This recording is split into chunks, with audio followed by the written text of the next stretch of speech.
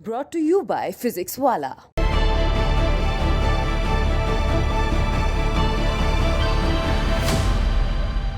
अरे कौन से अति पिछड़े उन्हें नेता मानते हैं? कौन सा मौर्य समाज उन्हें नेता मानता है? वो तो हम लोगों की वजह से अभी राजभर साहब चले जाएं तो कितने राजभर सपा को वोट देंगे? अब महान दल निकल गया, कितने मौर्य वोट हासिल कर लेंगे? अखिलेश यादव पिछड़ों के नेता नहीं है, ये कहने वाला कोई और नहीं बल्कि उन्हीं के सहयोगी रहे महान दल के अध्यक्ष केशव देव मौर्य हैं। स्वामी प्रसाद मौर्य के एमएलसी बनाए जाने के बाद केशव देव मौर्य ने सपा का साथ छोड़ दिया और अखिलेश यादव पर जमकर हमला बोला है। उन्होंने यहाँ तक कह दिया कि अखिलेश यादव पिछड़ों के नेता नहीं है। कौन सा मौर्य समाज उन्हें नेता मानता है? वो तो हम लोगों की वजह से अभी राजभर साहब चले जाएं तो कितने राजभर सपा को वोट देंगे? अब महान दल निकल गया, कितने मौर्य वोट हासिल कर लेंगे? तो वो तो साक्य सैनिक कुशवाहा मौर्य ने जो वोट दिया, आप दो रैली मैंने की पईम इरफान के वो जो विधायक हैं संभल में बिलारी से, मैंने दो रैली की और अब उनसे पूछ लीजिए, अगर मैं ना होता तो चुनाव वहां के कतई वहां समाजवादी पार्टी नहीं जीतती। बहेड़ी में मैंने रैली की दो बार। तो सवाल ये नहीं है, हमने अपना वोट ट्रांसफर करा। वहां फहीम इरफान जहां से लड़ रहे थे बिलारी से, फहीम इरफान साहब के यहाँ हमारे समाज का प्रत्याशी भाजपा से था।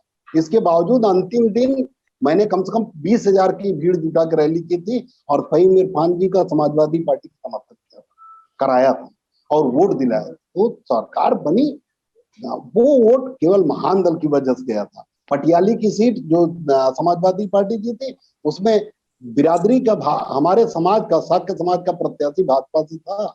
उसके बावजूद 50-60% वोट महान दल का, साक्य समाज का वोट समाजवादी पार्टी में गया। ऐसे नहीं जीती। तो राजभर साहब जब तक है, राजभर वोट मिल जाए। तो अखिलेश यादव जी यादव समाज के नेता, साक्य कुशवाहा मौर्य सैनिक के नेता, चौहान समाज के नेता नहीं।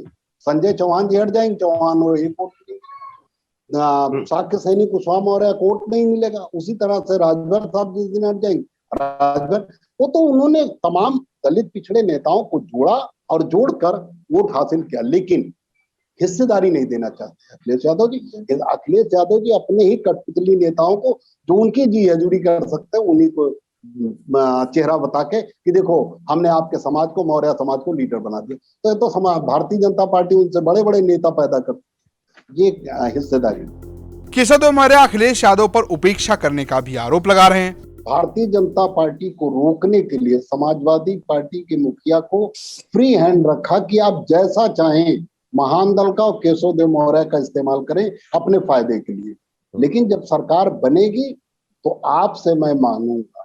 उन्होंने 8 सीट की जगह मुझे 2 दी और दोनों नापसंद की सीटें दी, फिर भी मैं नहीं बोला।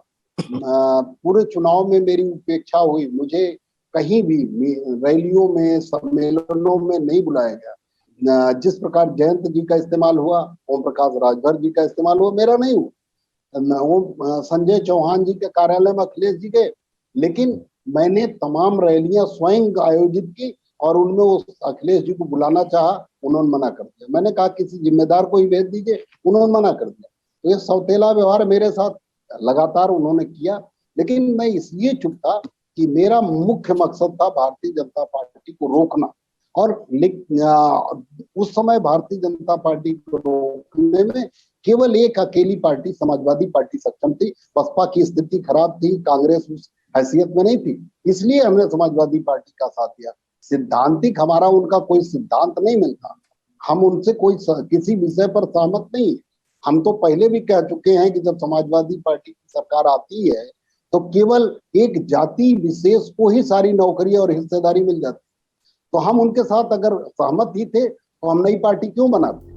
वहीं एक और बात कह रहे हैं, उनका कहना है कि अगर अखिलेश यादव माफी मांग ले तो उनके साथ दोबारा जाया जा सकता है। तो महान दल मेरी पहचान है, मैं जब तक जीवित हूँ महान दल मेरे साथ रहेगा। मैं महान दल बंद नहीं करूंगा, उसका विलय नहीं करूंगा। गठबंधन किसी से कर सकता हूँ, भारतीय जनता पार्टी को छोड़ के, भारतीय जनता पार्टी छोड़ के किसी भी दल से। अखिलेश यादव जी अगर फिर से बात करेंगे और कहेंगे कि नहीं हमसे गलती हुई, हमने आपको नजरअंदाज किया, हमने कठपुतली नेता को एमएलसी बना के मौर्य शाक्य समाज को उल्लू बनाना चाहा, इसे मानेंगे तो हम फिर अखिलेश यादव जी की मदद कर सकते। ब्यूरो रिपोर्ट, यूपी तक।